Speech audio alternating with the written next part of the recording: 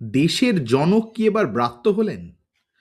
মোদি শাসনে দেশের সবচাইতে জনপ্রিয় প্রকল্প এমজিএনআরইজিএ থেকেও মুছে ফেলা হলো মহাত্মা গান্ধীর নাম।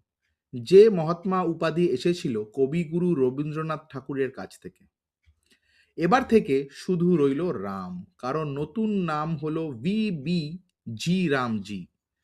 পড়লে মনে হয় জি রামজি। উল্টে দেওয়া হলো ভর্তুকিও।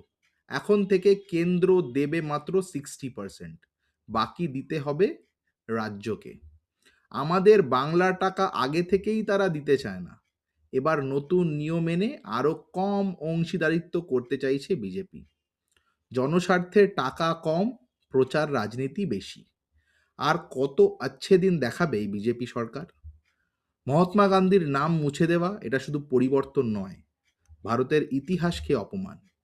একজন ভারতীয় হিসেবে আমরা ব্যথিত, দুঃখিত। জয় হিন্দ, বন্দে মাতরম।